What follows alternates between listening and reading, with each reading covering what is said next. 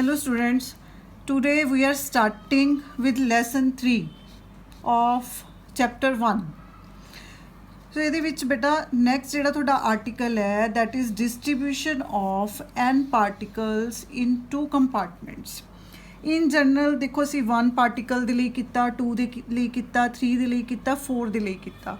ਪਰ ਅਗਰ ਸਾਡੇ ਕੋਲ ਨੰਬਰ ਆਫ ਪਾਰਟੀਕਲਸ ਜ਼ਿਆਦਾ ਨੇ, n ਪਾਰਟੀਕਲਸ ਨੇ, 2 ਕੰਪਾਰਟਮੈਂਟਸ ਨੇ, ਤਾਂ ਉਹਦਾ ਜਨਰਲ ਫਾਰਮੂਲਾ ਜਿਹੜਾ ਹੈ ਉਹ ਕੀ ਬਣੂਗਾ, ਇਹ ਉਹਦੀ ਡੈਰੀਵੇਸ਼ਨ ਹੈ।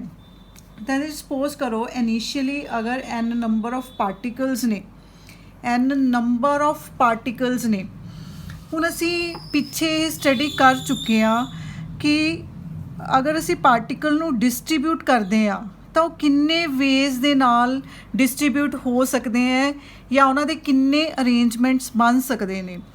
ਉਹ ਸੀ ਕਿ ਤੁਸੀਂ ਬੇਸ 'ਤੇ ਕੀ ਲੈਣਾ ਹੁੰਦਾ ਹੈ, ਬੇਸ 'ਤੇ ਲੈਣਾ ਹੁੰਦਾ ਹੈ ਕਿ ਕਿੰਨੇ ਕੰਪਾਰਟਮੈਂਟਸ ਨੇ, ਕਿੰਨੇ ਉਹਦੀਆਂ ਪੋਸੀਬਿਲਿਟੀਜ਼ ਨੇ। ਕੁਆਇਨ ਹੈ 2, ਡਾइस है तो उन्हें 6 आऊगा। ਆਪਾਂ ਨੇ ਕੀ ਲਿੱਤਾ 2 ਕੰਪਾਰਟਮੈਂਟਸ ਲਿੱਤੇ हैं ਤਾਂ ਬੇਸ ਕੀ ਹੈ 2।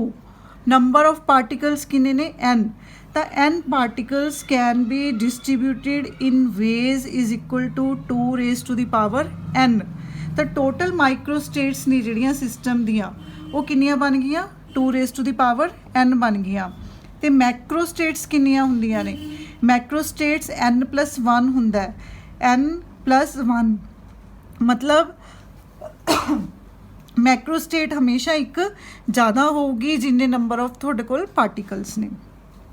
ਤਾਂ ਹੁਣ ਟੋਟਲ ਅਰੇਂਜਮੈਂਟਸ ਕਿੰਨੇ ਪੋਸੀਬਲ ਨੇ, ਟੋਟਲ ਅਰੇਂਜਮੈਂਟਸ ਹੁਣ ਦੇਖੋ ਜਿਹੜਾ ਫਸਟ ਪਾਰਟੀਕਲ ਹੈ n ਪਾਰਟੀਕਲਸ ਚੋਂ ਅਸੀਂ ਫਸਟ ਪਾਰਟੀਕਲ ਕੰਸੀਡਰ ਕਰ ਰਹੇ ਹਾਂ। ਫਸਟ ਪਾਰਟੀਕਲ n ਪੋਜੀਸ਼ਨਸ ਆਕਿਊਪਾਈ ਕਰ ਸਕਦਾ ਕਿਉਂਕਿ n ਪਾਰਟੀਕਲਸ ਨੇ, n ਪਾਰਟੀਕਲਸ ਆਪਣੇ ਆਪ 'ਚ n ਵੇਜ਼ ਦੇ ਨਾਲ ਅਰੇਂਜ ਹੋ ਸਕਦੇ ਨੇ। ਤਾਂ ਫਸਟ ਪਾਰਟੀਕਲ n ਪੋਜੀਸ਼ਨਸ ਲੈ ਸਕਦਾ। ਤਾਂ ਜਿਹੜਾ ਸੈਕਿੰਡ ਪਾਰਟੀਕਲ ਹੈ ਉਹ ਕਿੰਨੀਆਂ ਪੋਜੀਸ਼ਨਸ ਲਊਗਾ, ਉਹ n-1 ਲਊਗਾ ਕਿਉਂਕਿ ਉਹਦੀ ਇੱਕ ਪੋਜੀਸ਼ਨ ਆਕਿਊਪਾਈ ਕਰ ਚੁੱਕਿਆ ਹੈ। ਥਰਡ ਪਾਰਟੀਕਲ n-2 ਪੋਜੀਸ਼ਨਸ ਆਕਿਊਪਾਈ ਕਰੂਗਾ। ਇਹਦਾ ਮਤਲਬ total ways to arrange n particles, first particle n ways ਦੇ ਨਾਲ, ਸੈਕਿੰਡ ਪਾਰਟੀਕਲ n-1 ਵੇਜ਼ ਦੇ ਨਾਲ, ਥਰਡ ਪਾਰਟੀਕਲ n-2 ਵੇਜ਼ ਦੇ ਨਾਲ ਐਂਡ ਸੋ ਔਨ। ਤਾਂ ਅਗਰ ਅਸੀਂ ਸੀਕੁਐਂਸ ਨੂੰ ਦੇਖੀਏ ਤਾਂ ਇਹ ਸੀਕੁਐਂਸ ਜਿਹੜੀ ਹੈ ਅਸੀਂ ਇਹਨੂੰ n ਫੈਕਟੋਰੀਅਲ ਦੇ ਇਕੁਇਵਲੈਂਟ ਲਿਖ ਸਕਦੇ ਹਾਂ ਕਿਉਂਕਿ ਅਗਰ ਅਸੀਂ n ਫੈਕਟੋਰੀਅਲ ਨੂੰ ਐਕਸਪੈਂਡ ਕਰਦੇ ਹਾਂ ਤਾਂ ਉਹ ਇਸ ਤਰ੍ਹਾਂ ਲਿਖਿਆ ਜਾਂਦਾ ਹੈ ਉਹ n-1 n-2 and so on, ਜਾਂ ਫਿਰ n-p-n ਕਿਉਂਕਿ ਅਸੀਂ n ਦੇ n ਪਾਰਟੀਕਲ ਹੀ ਕੰਸੀਡਰ ਕਰ ਰਹੇ ਹਾਂ। ਹੁਣ ਪਿੱਛੇ ਅਸੀਂ ਇੱਕ ਫਾਰਮੂਲਾ ਪੜ੍ਹਿਆ ਸੀ ਕਿ ਕਿਸੇ ਵੀ ਸਿਸਟਮ ਦੇ ਜਿਹੜੇ ਟੋਟਲ ਅਰੇਂਜਮੈਂਟਸ ਨੇ, ਟੋਟਲ ਅਰੇਂਜਮੈਂਟਸ ਉਹ ਕਿਹਦੇ ਬਰਾਬਰ ਹੁੰਦੇ ਨੇ, number of meaningful and number of meaningless. ਦੇਖੋ ਪਾਰਟੀਕਲਸ ਦਾ ਜਦੋਂ ਅਸੀਂ ਆਪਸ 'ਚ ਅਰੇਂਜਮੈਂਟ ਕਰਦੇ ਹਾਂ ਤਾਂ ਬੇਟਾ ਉਹ ਡਿਪੈਂਡ ਕਰਦਾ ਹੈ ਕਿ ਆਪਾਂ ਉਹਨਾਂ ਨੂੰ ਕਿਸ ਤਰ੍ਹਾਂ ਪਲੇਸ ਕਰ ਰਹੇ ਹਾਂ। ਜਿਸ ਤਰ੍ਹਾਂ ਮੈਂ ਤੁਹਾਨੂੰ ਪਹਿਲਾਂ ਵੀ ਐਗਜ਼ਾਮਪਲ ਦਿੱਤੀ ਸੀ ਕਿ ਮੰਨ ਲਓ 2 ਪਾਰਟੀਕਲ ਨੇ A-B, ਤਾਂ ਤੁਸੀਂ ਉਹਨੂੰ A-B ਵੀ ਬਣਾ ਸਕਦੇ ਹੋ, ਤੁਸੀਂ ਉਹਨੂੰ B-A ਵੀ ਬਣਾ ਸਕਦੇ ਹੋ। ਪਰ ਪਾਰਟੀਕਲਸ ਦਾ ਆਪਸ 'ਚ ਅਰੇਂਜਮੈਂਟ ਮੀਨਿੰਗਲੈਸ ਹੈ, ਮਤਲਬ A-B ਤੇ B-A ਨੂੰ ਅਸੀਂ ਇੱਕ ਸਿੰਗਲ ਕੇਸ ਹੀ ਕੰਸੀਡਰ ਕਰਾਂਗੇ। ਤਾਂ ਟੋਟਲ ਜਿਹੜੇ ਅਰੇਂਜਮੈਂਟਸ ਨੇ ਸਿਸਟਮ ਦੇ ਉਹ ਕਿਹਦੇ ਬਰਾਬਰ ਹੋ ਗਏ, ਉਹ 'ਚ ਮੀਨਿੰਗਫੁਲ ਕਿੰਨੇ ਬਣ ਰਹੇ ਨੇ ਅਤੇ ਉਹਦੇ 'ਚ ਮੀਨਿੰਗਲੈਸ ਕਿੰਨੇ ਬਣ ਰਹੇ ਨੇ। So n factorial is equal to number of meaningful into meaningless. ਕੱਢਣ ਦਾ ਕੀ ਤਰੀਕਾ ਹੈ, ਮੀਨਿੰਗਲੈਸ 'ਚ ਦੇਖੋ ਬੇਟਾ ਆਪਾਂ 2 ਕੰਪਾਰਟਮੈਂਟ ਲੈ ਰਹੇ ਹਾਂ। 2 ਕੰਪਾਰਟਮੈਂਟ ਦਾ ਮਤਲਬ ਹੈ ਕਿ ਜੇ ਇੱਕ 'ਚ r ਆ ਗਏ, ਟੋਟਲ n ਸੀ, ਤਾਂ ਦੂਜੇ ਦੇ ਵਿੱਚ ਕਿੰਨੇ ਰਹਿ ਗਏ, n-r ਰਹਿ ਗਏ। ਹੁਣ r ਦਾ ਆਪਸ 'ਚ ਜਿਹੜਾ ਅਰੇਂਜਮੈਂਟ ਹੈ ਉਹ ਮੀਨਿੰਗਲੈਸ ਹੈ, r ਪਾਰਟੀਕਲਸ ਦਾ ਆਪਸ 'ਚ ਅਰੇਂਜਮੈਂਟ ਮੀਨਿੰਗਲੈਸ ਹੈ। n-r ਦਾ ਆਪਸ 'ਚ ਅਰੇਂਜਮੈਂਟ ਕੀ ਹੈ, ਮੀਨਿੰਗਲੈਸ ਹੈ। ਦੈਟਸ ਵਾਈ ਅਸੀਂ ਉਰੇ ਲਿਖਿਆ r factorial into n-r factorial. So next is thermodynamic probability. Thermodynamic probability ਅਗਰ ਫਸਟ ਕੰਪਾਰਟਮੈਂਟ ਦੇ ਵਿੱਚ r ਨੇ, ਸੈਕਿੰਡ ਦੇ ਵਿੱਚ n-r ਨੇ, ਤਾਂ ਥਰਮੋਡਾਇਨਾਮਿਕ ਪ੍ਰੋਬੇਬਿਲਿਟੀ ਨੂੰ ਲਿਖਣ ਦਾ ਫਾਰਮੂਲਾ ਕੀ ਹੈ, n factorial upon r factorial into n minus r factorial. ਬੇਟਾ ਦੇਖੋ ਇਹ ਬੇਸਿਕਲੀ ਕੰਬੀਨੇਸ਼ਨ ਦਾ ਫਾਰਮੂਲਾ ਹੈ, ਪਰ ਅਗਰ ਅਸੀਂ ਬੇਸਿਕ ਡੈਫੀਨੇਸ਼ਨ ਦੇਖਦੇ ਹਾਂ ਥਰਮੋਡਾਇਨਾਮਿਕਲ ਪ੍ਰੋਬੇਬਿਲਿਟੀ ਦੀ ਤਾਂ ਅਸੀਂ ਉਹਨੂੰ ਇਸ ਤਰ੍ਹਾਂ ਵੀ ਲਿਖ ਸਕਦੇ ਹਾਂ, n factorial upon r factorial into n minus r factorial. So probability of macrostate ਕੀ ਹੁੰਦੀ ਹੈ, ਪ੍ਰੋਬੇਬਿਲਿਟੀ ਆਫ ਮੈਕਰੋਸਟੇਟ ਸੀ number of microstate in a macrostate upon total number of the microstates. ਹੁਣ ਜਿਹੜੀ ਆਹ ਵਾਲੀ ਟਰਮ ਸੀ number of microstates in the macrostate, ਇਹਨੂੰ ਬੇਟਾ ਆਪਾਂ ਥਰਮੋਡਾਇਨਾਮਿਕ ਪ੍ਰੋਬੇਬਿਲਿਟੀ ਵੀ ਬੋਲਦੇ ਹਾਂ, ਥਰਮੋਡਾਇਨਾਮਿਕ ਪ੍ਰੋਬੇਬਿਲਿਟੀ। ਤੇ ਸਾਡੀਆਂ ਟੋਟਲ ਨੰਬਰ ਆਫ ਮਾਈਕਰੋਸਟੇਟਸ ਕਿੰਨੀਆਂ ਸੀਗੀਆਂ, 2n ਸੀਗੀਆਂ। ਤਾਂ ਪ੍ਰੋਬੇਬਿਲਿਟੀ ਮੈਕਰੋਸਟੇਟ ਦੀ ਕਿੰਨੀ ਆ ਗਈ, thermodynamic probability upon 2n। But thermodynamical probability ਦਾ ਅਸੀਂ ਫਾਰਮੂਲਾ ਕੀ ਪੜ੍ਹਿਆ ਹੁਣੇ, n factorial upon r factorial n minus r factorial into 1/2n। ਤਾਂ ਇਹ ਫਾਰਮੂਲਾ ਬਣ ਗਿਆ for the distribution of n particles in 2 equal size compartments। देखो बेटा इतने 2 है, ये आप 2 ਦੇ ਲਈ ਕੇਸ ਕੀਤਾ ਹੈ, 3 ਕੰਪਾਰਟਮੈਂਟਸ ਨੇ ਉਰੇ 3 ਆ ਜਾਊਗਾ, 4 ਕੰਪਾਰਟਮੈਂਟਸ ਨੇ ਉਰੇ 4 ਆ ਜਾਊਗਾ। ਤਾਂ ਬੇਸਿਕ ਜਿਹੜਾ ਫਾਰਮੂਲਾ ਹੈ ਉਹ ਆਪਣਾ ਇਹੀ ਰਹਿਣਾ ਹੈ, for the distribution of n particles in 2 ਕੰਪਾਰਟਮੈਂਟਸ। ਬਹੁਤ ਇੰਪੋਰਟੈਂਟ ਫਾਰਮੂਲਾ ਇਸ ਚੈਪਟਰ ਦਾ। ਉਸ ਤੋਂ ਬਾਅਦ ਇਹਦਾ ਸਪੈਸ਼ਲ ਕੇਸ ਹੈ, that is most probable state. ਦੇਖੋ ਮੋਸਟ ਪ੍ਰੋਬੇਬਲ ਸਟੇਟ ਕੀ ਹੁੰਦੀ ਹੈ, ਸਾਡੇ ਕੋਲ n ਪਾਰਟੀਕਲਸ ਨੇ ਤਾਂ ਉਹਦੇ 'ਚ different combinations different arrangements possible ਨੇ, ਬਟ ਮੋਸਟ ਪ੍ਰੋਬੇਬਲ ਕਿਹੜਾ ਹੈ, ਮਤਲਬ ਜਿਹਦੇ ਹੋਣ ਦੇ ਚਾਂਸਿਸ ਜ਼ਿਆਦਾ ਨੇ ਕਿ ਇਕੁਅਲ ਡਿਸਟ੍ਰੀਬਿਊਸ਼ਨ ਹੋ ਜੇ। ਅਗਰ 100 ਪਾਰਟੀਕਲਸ ਨੇ 50 ਇੱਕ 'ਚ ਚਲੇ ਜਾਣ, 50 ਦੂਸਰੇ 'ਚ ਚਲੇ ਜਾਣ, ਮਤਲਬ ਇਕੁਅਲ ਡਿਸਟ੍ਰੀਬਿਊਸ਼ਨ ਹੋਏ, ਉਹਨੂੰ ਅਸੀਂ ਕੀ ਬੋਲਦੇ ਹਾਂ, ਮੋਸਟ ਪ੍ਰੋਬੇਬਲ ਸਟੇਟ ਬੋਲਦੇ ਹਾਂ। ਤਾਂ ਮੋਸਟ ਪ੍ਰੋਬੇਬਲ ਦਾ ਮਤਲਬ ਹੈ ਕਿ ਫਸਟ ਦੇ ਵਿੱਚ ਕਿੰਨੇ ਚਲੇ ਗਏ, n/2, ਸੈਕਿੰਡ 'ਚ ਕਿੰਨੇ ਚਲੇ ਗਏ, n/2 ਚਲੇ ਗਏ। ਤਾਂ ਅਗਰ ਅਸੀਂ ਇਸ ਫਾਰਮੂਲੇ ਦੇ ਵਿੱਚ ਆਪਣੀਆਂ ਵੈਲਿਊਜ਼ ਪੁੱਟ ਕਰਦੇ ਹਾਂ ਤਾਂ ਪ੍ਰੋਬੇਬਿਲਿਟੀ ਕਿੰਨੀ ਆ ਗਈ, n ਫੈਕਟੋਰੀਅਲ r ਮਤਲਬ ਫਸਟ ਕੰਪਾਰਟਮੈਂਟ ਦੇ ਵਿੱਚ ਕਿੰਨੇ ਨੇ, n/2 ਫੈਕਟੋਰੀਅਲ, ਸੈਕਿੰਡ ਕੰਪਾਰਟਮੈਂਟ 'ਚ ਕਿੰਨੇ ਨੇ, n-r ਸੀ, ਤਾਂ ਆਪਾਂ r ਦੀ ਜਗ੍ਹਾ 'ਤੇ ਕੀ ਪੁੱਟ ਕਰਾਂਗੇ, n/2 ਪੁੱਟ ਕਰਾਂਗੇ ਇੰਟੂ 1/2n।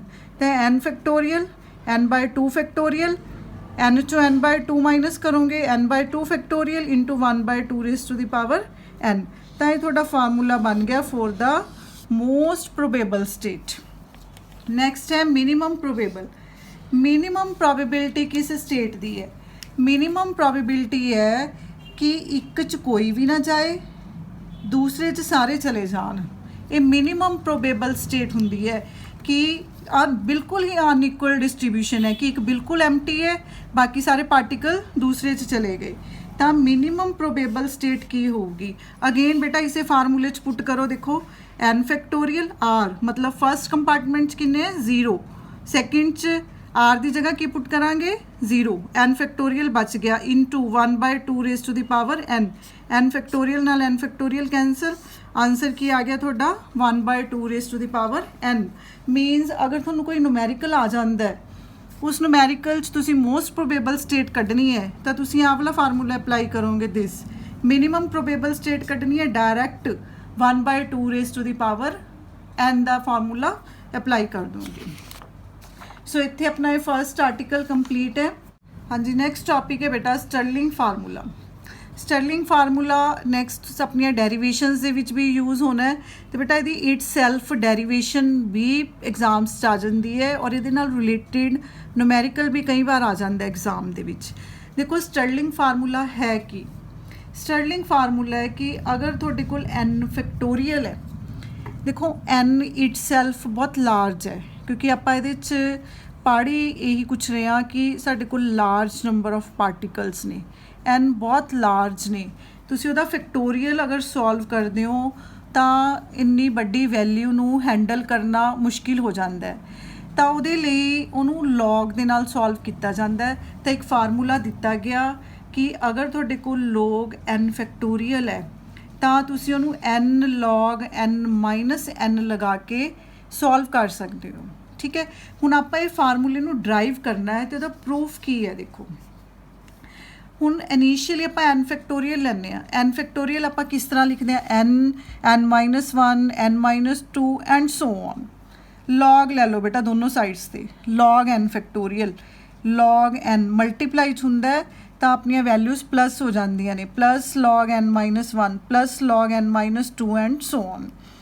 ਤੈਨੂੰ ਆਪਾਂ ਸਮੀਸ਼ਨ ਦੀ ਫਾਰਮ 'ਚ ਲਿਖ ਲਿਆ, ਸਮੀਸ਼ਨ log x, x ਦੀ ਵੈਲਿਊ ਕੀ ਹੈ ਫਰੋਮ 1 to n।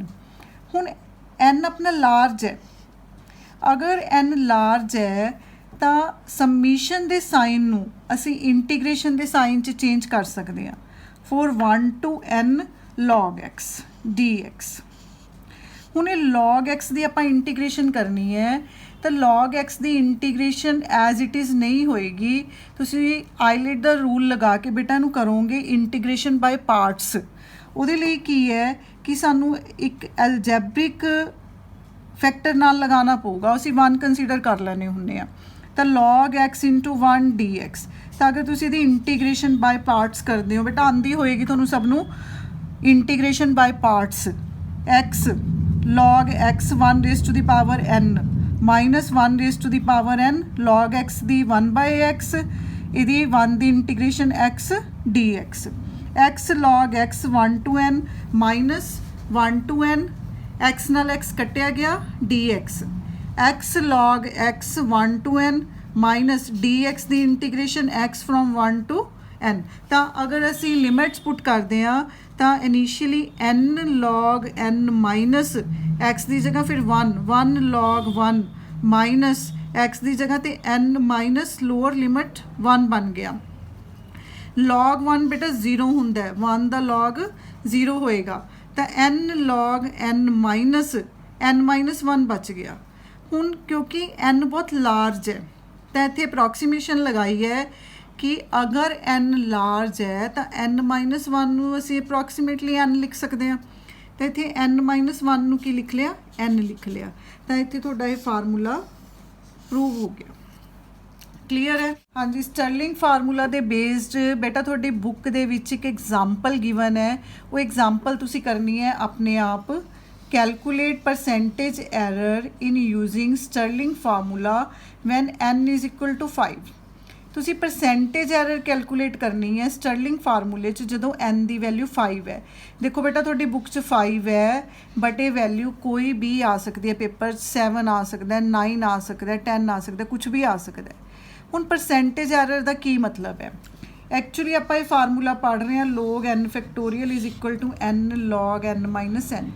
ਇਹਦਾ ਮਤਲਬ ਇਹ ਹੈ ਕਿ ਅਗਰ ਅਸੀਂ ਇਸ ਫਾਰਮੂਲੇ 'ਚ 5 ਪੁੱਟ ਕਰਦੇ ਹਾਂ, 5 ਪੁੱਟ ਕਰਦੇ ਹਾਂ, log 5 factorial is equal to 5 log 5 minus 5, ਤਾਂ ਆਪਣਾ ਆਨਸਰ ਬਰਾਬਰ ਆਉਣਾ ਚਾਹੀਦਾ। ਪਰ ਐਕਚੁਅਲੀ ਜਿਸ ਤਰ੍ਹਾਂ ਨਹੀਂ ਹੋਊਗਾ, ਜਦੋਂ ਤੁਸੀਂ ਇਹਨੂੰ ਸੋਲਵ ਕਰੋਗੇ ਤਾਂ ਤੁਹਾਡਾ ਰਾਈਟ ਹੈਂਡ ਸਾਈਡ ਆਨਸਰ ਕੁਝ ਹੋਰ ਆਊਗਾ, ਲੈਫਟ ਹੈਂਡ ਸਾਈਡ ਆਨਸਰ ਕੁਝ ਹੋਰ ਆਊਗਾ। ਇਹਦਾ ਮਤਲਬ ਇਸ ਫਾਰਮੂਲੇ ਦੇ ਵਿੱਚ ਐਰਰ ਹੈ, ਤਾਂ ਤੁਸੀਂ ਉਹ ਐਰਰ ਕੈਲਕੂਲੇਟ ਕਰਨੀ ਹੈ। ਪਹਿਲਾਂ ਇਹਦੀ ਵੈਲਿਊ ਕੈਲਕੂਲੇਟ ਕਰੋ, ਫਿਰ ਇਹਦੀ ਵੈਲਿਊ ਕੈਲਕੂਲੇਟ ਕਰੋ, ਜਿੰਨਾ ਡਿਫਰੈਂਸ ਹੈ ਉਹ ਡਿਫਰੈਂਸ ਫਾਈਂਡ ਆਊਟ ਕਰਕੇ ਉਹਦੇ ਤੋਂ ਤੁਸੀਂ ਪਰਸੈਂਟੇਜ ਐਰਰ ਕੱਢੋ ਕਿ ਪਰਸੈਂਟੇਜ ਐਰਰ ਕਿੰਨੀ ਕੁ ਆਉਂਦੀ ਹੈ। ਤਾਂ ਇਹ ਬੇਟਾ ਤੁਸੀਂ ਸਾਰਾ ਨੂਮੈਰੀਕਲ ਆਪਣੇ ਆਪ ਕਰਨਾ ਹੈ, ਨਾ ਸਮਝ ਆਇਆ ਮੇਰੇ ਤੋਂ ਪੁੱਛ ਲਿਓ। ਹਾਂਜੀ, ਨੈਕਸਟ ਆਰਟੀਕਲ ਹੈ deviation from the state of maximum probability. बहुत इंपॉर्टेंट आर्टिकल है बेटा इस चैप्टर का, थोड़ा लेंथी भी है बट बहुत इंपॉर्टेंट टॉपिक है। Deviation from the state of maximum probability. Maximum probability का की मीनिंग है, मैं थोड़ा पहला भी दसिया कि मोस्ट प्रोबेबल स्टेट केड़ी है। मोस्ट प्रोबेबल स्टेट है जो इक्वल डिस्ट्रीब्यूशन होए पार्टिकल्स की। अगर n पार्टिकल्स ने फस्ट च भी n/2 ने, सैकेंड च भी n/2 ने। डेविएशन का की मीनिंग है? डेविएशन का मीनिंग है कि सपोज करो एक च घट गए तो एक च जिन्ने घटनगे दूसरे च उन्ने ही वध जाणगे। सपोज करो ये x पार्टिकल्स घट गए, मतलब 50 चाहिए सी, इधर भी 50 चाहिए सी, जे 50 दे 30 रह गए तो यदा मतलब इधर 20 घट गए तो फिर इधर 70 हो जाएंगे, वो 20 इधर वध जाएंगे। तो n/2 माइनस x इधर किन्ने हो गए n/2 प्लस x। तो आपां ने ही डेविएशन कैलकुलेट करनी है। क्लीयर है बेटा। डेविएशन मतलब particles the most probable state तो ਜਿਹੜੀ ਡੈਵੀਏਸ਼ਨ ਹੈ ਉਸ ਡੈਵੀਏਸ਼ਨ ਨੂੰ ਕੈਲਕੂਲੇਟ ਕਰਨ ਦਾ ਕੀ ਮੈਥਡ ਹੈ ਉਹ ਅਸੀਂ ਇਸ 'ਚ ਡਿਸਕਸ ਕਰਾਂਗੇ। ਦੇਖੋ ਅਸੀਂ ਪਾਰਟੀਕਲਸ ਦੀ ਡਿਸਟ੍ਰੀਬਿਊਸ਼ਨ ਕੀਤੀ ਹੈ ਪਿੱਛੇ।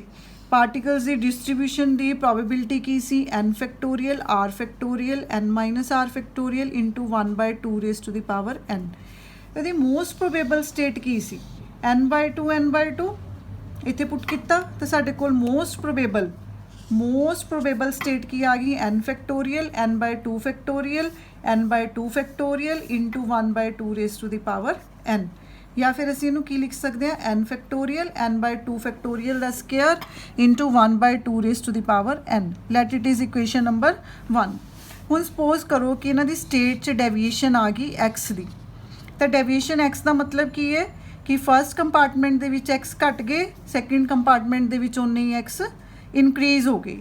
ਤਾਂ ਫਿਰ ਸਾਡੀ ਡੈਵੀਏਸ਼ਨ ਸਟੇਟ ਦੀ ਪ੍ਰੋਬੇਬਿਲਿਟੀ ਕੀ ਹੈ ਤਾਂ n ਫੈਕਟੋਰੀਅਲ। अगली स्टेट की है n/2 plus X n/2 minus X factorial into 1/2 raise to the power n। तो इन दोनों इक्वेशनस नू 1 ते 2 नू डिवाइड करो। तो अगर डिवाइड करते हैं P X upon P M, P X नू पी एम दे नाल डिवाइड करो। This equation and this equation divide दी फॉर्म च ले आओ। तो जो तुम डिवाइड दी फॉर्म च लेके आओगे बेटा ये n/2 फैक्टोरियल, क्योंकि n फैक्टोरियल नाल n फैक्टोरियल कैंसल हो जाऊगा, 1/2n नाल 1/2n खत्म हो जाऊगा। साडे कोल आ टर्म बच जूगी, ये आ टर्म बच जूगी। तो n/2 फैक्टोरियल का square upon n/2 plus x factorial n/2 minus X factorial. Clear है। पी एक्स पी एम नू आपां राइट हैंड साइड लै गए, P M n/2 factorial square n/2 plus x factorial n/2 minus X factorial. हुण की करना है, हुण इहदे विच दोनों साइड्स ते की करना है, आपां ने लॉग लेना है। Log P X log P M plus 2 log n/2 factorial minus, क्योंकि माइनस क्यों आया बेटा क्योंकि इस वैल्यूज़ कितने पईयां ने नीचे पईयां ने, minus n/2 plus x factorial minus log n/2 plus x factorial. हुण देखो साडे कोल फैक्टोरियल वैल्यूज़ पईयां ने लॉग दी फॉर्म च, फैक्टोरियल वैल्यूज़ पईयां ने लॉग दी फॉर्म च। तो आपां की करांगे स्टर्लिंग फार्मूला अप्लाई करांगे। स्टर्लिंग फार्मूला याद है, log n factorial is equal to n log n minus n। So Stirling formula apply करन ते जिहड़ी साडी उपर वाली इक्वेशन है देखो बेटा की बन जूगी log pm प्लस 2, ये log n फैक्टोरियल है एक तरह का। हुण तां n log n minus n करना है आपां ने, बट हुण n अपने कोल की है n/2 है।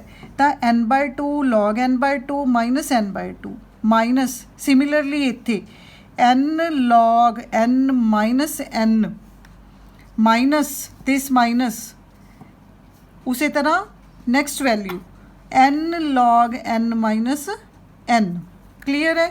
log pm plus bracket expand कर लो, ब्रैकेट अगर असी खोलते हैं 2 नाल 2 कैंसल हो जाऊगा, ये n log n/2 बच गया माइनस 2 नाल 2 कैंसल n बच गया माइनस ये भी ब्रैकेट एक्सपैंड कर लो n/2 plus x log n/2 plus x minus n/2 minus x. आ वाली वैल्यू लीती है बेटा मैं n/2 this minus n/2 minus x log n/2 minus x. आ वाली दोनों वैल्यूज़ मैं इत्थे कलैक्ट कर लियाँ प्लस, क्योंकि आ माइनस पिया सी आ माइनस पिया सी ये प्लस हो गया, ਇਹਦੇ ਚ ਵੀ ਉਰੇ ਮਾਈਨਸ ਪਿਆ ਸੀ ਆ ਮਾਈਨਸ ਪਿਆ ਸੀ ਇਹ ਪਲੱਸ ਹੋ ਗਿਆ। ਤਾਂ ਇਹ n/2 plus x plus n/2 minus x. ਤਾਂ ਹੁਣ ਦੇਖੋ ਇਹਨਾਂ 'ਚ ਵੈਲਿਊਜ਼ ਕੈਂਸਲ ਹੋ ਰਹੀਆਂ, x ਨਾਲ x ਕੈਂਸਲ ਹੋ ਗਿਆ, n/2 plus n/2 half half ਨੇ ਇਹ, ਤਾਂ ਤੁਹਾਡੇ ਕੋਲ 1n ਬਣ ਗਿਆ, ਇਹ ਵਾਲਾ n ਇਸ n ਦੇ ਨਾਲ ਕੈਂਸਲ ਹੋ ਗਿਆ। ਤਾਂ log pm plus n log n/2 minus ਉਹੀ ਸਾਰੀ वैल्यू एज इट इज़ आ गई, नैक्सट वैल्यू भी एज इट इज़ आ गई। हुण ये सारी इक्वेशन नू सॉल्व करन दे लई लॉग दी एक्सपेंशन लगानी है, लॉग दी सीरीज़ एक्सपेंशन लगानी है। ਉਹਦੇ ਲਈ ਕੀ ਕਰਨਾ ਪਊਗਾ, log n/2x ਪਿਆ ਆਪਣੇ ਕੋਲ ਬ੍ਰੈਕਟਸ ਦੇ ਵਿੱਚ ਜਾਂ n/2 -x ਪਿਆ। ਤਾਂ ਇਹਦੇ ਵਿੱਚ ਕੀ ਕਰਨਾ ਹੈ, n/2 ਤੁਸੀਂ ਕਾਮਨ ਕੱਢ ਲਓ, ਅੰਦਰ ਕੀ ਬਣ ਗਿਆ 1 + 2x/n ਬਣ ਗਿਆ। log ਦਾ ਫਾਰਮੂਲਾ ਅਪਲਾਈ ਕਰਦੇ ਹਾਂ, log n/2 + log 1 + 2x/n ਬਣ ਗਿਆ। ਹੁਣ ਅਸੀਂ ਇਹਦੇ 'ਚ ਇਹਨੂੰ ਐਕਸਪੈਂਡ ਕਰਦੇ ਹਾਂ ਕਿਉਂਕਿ ਇਹ log ਦੀ ਇੱਕ ਸੀਰੀਜ਼ ਐਕਸਪੈਂਸ਼ਨ ਬਣ ਗਈ। ਤਾਂ log n/2 -x ਜਿਹੜਾ ਹੁੰਦਾ ਹੈ, ਇਹ n/2 + x ਸੀ, ਇਹ n/2 -x ਹੈ। ਇਹਨੂੰ ਅਸੀਂ ਕੀ ਲਿਖ ਸਕਦੇ ਹਾਂ, ਇਹਦੇ ਅਕੋਰਡਿੰਗ log n/2 + log ਇੱਥੇ ਪਲੱਸ ਸੀ, ਇੱਥੇ ਕੀ ਆ ਜਾਊਗਾ ਮਾਈਨਸ ਆ ਜਾਊਗਾ। ਦੇਖੋ ਬੇਟਾ ਫੋਲੋ ਕਰ ਰਹੇ ਹੋ ਮੇਰੀ ਗੱਲ, ਆਪਾਂ log n/2 + x ਦੇਖਣਾ ਹੈ, ਇੰਨਾ ਬਣ ਗਿਆ, log n/2 -x ਦੇਖਣਾ ਹੈ, ਉਹ ਇੰਨਾ ਬਣ ਗਿਆ। ਤਾਂ log px ਆ ਸਾਰੀ ਇਕੁਏਸ਼ਨ ਦੁਆਰਾ ਦੇਖ ਰਹੇ ਹਾਂ, log px = log pm + n log n/2 -n/2 + x। ਇਹ ਸਾਰੇ ਦੀ ਵੈਲਿਊ ਕੀ ਹੈ, ਇਹ ਸਾਰੇ ਦੀ ਵੈਲਿਊ ਆਹ ਵਾਲੀ ਹੈ, ਆ ਸਾਰੀ ਵੈਲਿਊ ਆਪਾਂ ਨੇ ਇੱਥੇ ਪੁੱਟ ਕਰਤੀ, log n/2 + log 1 + 2x/n। Similarly -n/2 -x log n/2 -x ਦੀ ਕਿਹੜੀ ਵੈਲਿਊ ਸੀਗੀ, ਦਿਸ ਵੈਲਿਊ, ਆ ਸਾਰੀ ਵੈਲਿਊ ਇੱਥੇ ਪੁੱਟ ਕਰਤੀ। ਕਲੀਅਰ ਹੈ, ਇਹ ਬਣ ਗਈ ਇਕੁਏਸ਼ਨ ਨੰਬਰ 3। ਹੁਣ ਇੱਕ ਟੇਲਰਸ ਥਿਊਰਮ ਹੈ। ਟੇਲਰਸ ਥਿਊਰਮ ਕੀ ਹੈ, ਉਹੀ ਸੀਰੀਜ਼ ਐਕਸਪੈਂਸ਼ਨ ਹੈ ਬੇਟਾ log ਦੀ, ਕਿ ਅਗਰ ਤੁਹਾਡੇ ਕੋਲ log 1 + x ਹੈ ਤਾਂ ਅਸੀਂ ਉਹਨੂੰ x - x²/2 + x³/3 and so on ਲਿਖ ਸਕਦੇ ਹਾਂ। ਉਸੇ ਤਰ੍ਹਾਂ 1 - x ਦੀ ਐਕਸਪੈਂਸ਼ਨ ਹੈ -x -x²/2 -x³/3 and so on. ਕਹਿਣ ਦਾ ਮਤਲਬ ਇਹ ਹੈ ਕਿ ਜਿਹੜੀਆਂ ਤੁਹਾਡੇ ਕੋਲ ਆਹ ਵਾਲੀਆਂ ਵੈਲਿਊਜ਼ ਪਈਆਂ ਨੇ, ਦਿਸ ਐਂਡ ਦਿਸ, ਇਹਨਾਂ ਤੇ ਹੁਣ ਆਪਾਂ ਕੀ ਲਗਾਵਾਂਗੇ, ਟੇਲਰਸ ਐਕਸਪੈਂਸ਼ਨ ਲਗਾਵਾਂਗੇ ਜਾਂ ਟੇਲਰਸ ਥਿਊਰਮ ਅਪਲਾਈ ਕਰਾਂਗੇ। ਤਾਂ log 1 + 2x/n ਕੀ ਬਣ ਗਿਆ, x मतलब 2x/n - 2x/n the square × 1/2 and so on. Similarly for log 1 - 2x/n। ਤਾਂ ਇਹ ਦੋਨੋਂ ਵੈਲਿਊਜ਼ ਨੂੰ ਆਪਾਂ ਪੁੱਟ ਕਰ ਦਾਂਗੇ ਇਕੁਏਸ਼ਨ ਨੰਬਰ 3 ਦੇ ਵਿੱਚ।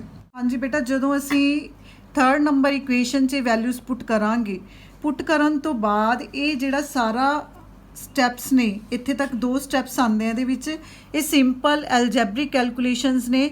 अगर तुसी अपनी बुक च देखोगे तो बहुत ईजिली हो जाएगियाँ। मैं उस तो बाद वाला स्टैप है जिहड़ा ये 2 स्टैप्स नूं छोड़ के डिस्कस कर रही हाँ कि जो नैटशेल साडे कोल इक्वेशन बनूगी वो इक्वेशन दी फॉर्म किस तरह दी होएगी। तो देखो नैटशेल साडे कोल बनूगा log px = log pm + 2x²/n - 4x²/n। ये दोनों वैल्यूज़ सेम ने, माइनस हो जाएगियाँ, log pm = -2x²/n बन गया। इधर बेटा पे log px, ये log pm आप इधर ले आए लैफ्ट हैंड साइड ते, = -2x²/n बन गया। तो px/pm अगर तुसी द्वारा देखो इस इक्वेशन, px/pm इधर log पे है, ये log नूं जदों आपां इधर लैके जावांगे इन्हें एक्सपोनेंशियल च चेंज हो जाना है। तो एक्सपोनेंशियल पावर -2x²/n = इनू थोड़ा जा रीअरेंज किया है, -n/2 × 2x/n का स्क्वेयर कर लिया। मीनस जो तुसी इनू खोलोगे, इनू एक्सपैंड करोगे तो तुहाडे कोल वापस यही वैल्यू आ जाऊगी। हुण 2x/n नू इन्हें पुट किया f, that is fractional deviation. 2x/n नू की पुट किया f फ्रैक्शनल डेविएशन। तो px/pm = e⁻⁻ -n/2, this is f square लिखता। हुण आपां इस रिजल्ट नू डिस्कस करना है। डिस्कस करन दे केस च की है, कहंदा सपोज करो कि फ्रैक्शनल डेविएशन 0.1% है। फ्रैक्शनल डेविएशन समझ रहे हो बेटा, डेविएशन मतलब कि अपने कोल कुछ पार्टिकल्स ने, n नंबर ऑफ पार्टिकल्स ने, वो अपनी मोस्ट प्रोबेबल स्टेट तो डेविएट हो गए। तो उन्हां च जिहड़ी डेविएशन है उन्होंने मैजर करन दा की मैथड है कि कोई फैक्टर इस तरह का है कि असी उस डेविएशन नू मिनिमाइज़ कर सकीए। तो मिनिमाइज़ करन दा मैथड ये हुंदा है कि जिहड़े असी n लै रहे हैं, n नंबर ऑफ पार्टिकल्स जिहड़े असी लै रहे हैं वो बहुत लार्ज होण, तो वो फाइंड आउट करते हैं कि n should be large, n ने ਜਿਹੜੇ ਉਹ ਜ਼ਿਆਦਾ ਹੋਣੇ ਚਾਹੀਦੇ ਨੇ। ਕਹਿੰਦੇ ਸਪੋਜ਼ ਕਰੋ ਕਿ ਫ੍ਰੈਕਸ਼ਨਲ ਡੈਵੀਏਸ਼ਨ ਆਪਾਂ ਨੇ 0.1% ਦੀ ਲੈ ਲਈ ਕਿ ਜਸਟ 0.1% ਜਿਹੜੀ ਸਿਸਟਮ 'ਚ ਡੈਵੀਏਸ਼ਨ ਉਹ ਕ੍ਰੀਏਟ ਹੋਈ ਹੈ। ਤਾਂ ਫ੍ਰੈਕਸ਼ਨਲ ਡੈਵੀਏਸ਼ਨ 0.1/100 मतलब इट्स 10⁻³ बन गई। तो अगर असी ये एफ की वैल्यू 10⁻³ अपने इस फार्मूले इत्थे पुट करते हैं, P(x/PM) is equal to e⁻⁻n, F square है 10⁻⁻6 हो गया अपॉन 2 इज इक्वल टू 1 क्योंकि माइनस सी n नीचे आ गया, ये एक्सपोनेंशियल टर्म नीचे आ गई, 10⁻⁻6/2 बन गया। हुण आपां इत्थों कैलकुलेट कर रहे हैं Px डेविएशन की प्रोबेबिलिटी या इन्हां दी जिहड़ी रेशो है that is equal to this one. हुण वो किस चीज़ से डिपेंड करती है, वो डिपेंड करती है कि n तुहाडे कोल किन्ने ने, नंबर ऑफ पार्टिकल्स किन्ने ने। कहंदे सपोज करो कि पार्टिकल साडे कोल 10⁻³ ने, इनिशियली पार्टिकल्स आर 10⁻³ 1000 पार्टिकल्स ने साडे कोल। तो आप इस फार्मूले च उरे n की जगह तो की पुट करांगे 10⁻³ तो इधर की बन गया 10⁻⁻3/2 बन गया, या फिर असी कह सकते हैं कि एक्सपोनेंशियल 1/2000 बन गया। ये वैल्यू इन्नी आ गई। हुण सपोज करो साडे कोल पार्टिकल्स किन्ने ने 10⁻6 ने, इत्थे पुट करता 10⁻6 कैंसल हो गया, 1/2 बच गया, 0.5 आ गया। 10⁻9 ने इत्थे पुट किया, साडे कोल कितना बच गया 10⁻³ बच गया, मतलब 1000 बच गया, 1000/2 500 बच गया। 10⁻12 पुट कर रहे हैं, 12 पुट किया इत्थे, 10⁻6 बच गया, 10⁻6.2 and this value 5 lakh. Clear है। हुण तुसीं ये चीज़ नोट करो बेटा, जिमें जिमें असी नंबर ऑफ पार्टिकल्स वधा रहे हैं, जिमें जिमें नंबर ऑफ पार्टिकल्स वध रहे ने, इधर अपने कोल नीचे जिहड़ी वैल्यू है वो इनक्रीज़ होई जा रही है, एक्सपोनेंशियल दी पावर है जिहड़ी वो इनक्रीज़ होई जा रही है। नीचे वैल्यू इनक्रीज़ होने का मतलब की है कि तुहाडा ओवरऑल आंसर है जिहड़ा वो घट रहा है। नीचे जिन्नी वैल्यू वड्डी होगी तुहाडा आंसर की होई जाऊगा उन्ना ही लैस होई जाऊगा। इहदा मतलब जिहड़ी फ्रैक्शनल डेविएशन आ रही है Px/PM असी कैलकुलेट कर रहे हैं, ये घट रहा है, मतलब डेविएशन घट रही है सिस्टम की। दैट मीनस अगर नंबर ऑफ पार्टिकल्स तुसी लार्ज कर रहे हो, लार्ज कलैक्शन है तुहाडे कोल पार्टिकल्स की, तो डेविएशन के जिहड़े चांसिस ने वो मिनीमाइज हो जाएंगे। क्लीयर है। उस तो बाद बेटा तुहाडी बुक दे विच एक ग्राफ बनया होया, देखो ये ग्राफ दे विच 3 कर्व्स शो कीतियां होईयां ने। फर्स्ट कर्व है for n1, second curve for n2, third curve is for n3। X axis ते अपनी फ्रैक्शनल डेविएशन है, वाई एक्सिस ते अपना Px/PM है। ये कह रहे हैं कि n1 is greater than n2 and n2 is greater than n3, मतलब n1 की वैल्यू तुहाडे कोल सब तो ज़्यादा है। तो उहदे लई अगर तुसी कर्व ध्यान दे नाल देखो तो ये शार्प पीक बन रही है, कि बन रही है शार्प पीक बन रही है, मतलब ये जी डेविएशन है वो डेविएशन के चांसिस घट ने। ग्राफ बेटा जिन्ना भी फ्लैट बनूगा, जिन्ना फ्लैट बनूगा उहदे च डेविएशन उन्नी ज़्यादा होगी, जिन्ना ग्राफ शार्प होगा ਇਹਦਾ मतलब ਤੁਹਾਡੀਆਂ वैल्यूज़ उन्नियां ज़्यादा एक्यूरेट ने, ਉਹਦੇ 'ਚ डेविएशन के चांसिस घट होणगे। ये हर एक तरह के बेटा ग्राफ ते अपलाई हुंदा है। फ्लैट ग्राफ मतलब डेविएशन ज़्यादा, शार्प ग्राफ का मतलब है डेविएशन घट। तो इत्थे कनकलूजन ये निकलता है कि अगर तुहाडे कोल आपां कह सकते हैं कि आपां ट्रायल्स ज़्यादा करते हैं या साडे कोल पार्टिकल्स ज़्यादा ने, असी थ्रो ज़्यादा करके देख रहे हैं डाइस नूं या कॉइन्स नूं, तो साडे उत्ते डेविएशन के चांसिस ने जिहड़े वो मिनीमाइज हो जाएंगे। यही इस टॉपिक का रिजल्ट है। सो इत्थे बेटा मैं टॉपिक ख़त्म कर रही हाँ, अज का लैक्चर ख़त्म है इत्थे। ध्यान नाल बेटा सारे प्लीज़ नाल दी नाल अपना सारा काम कर लिया करो ताकि नैक्सट लैक्चर समझण च तुहानूं कोई दिक्कत ना आए। So thanks.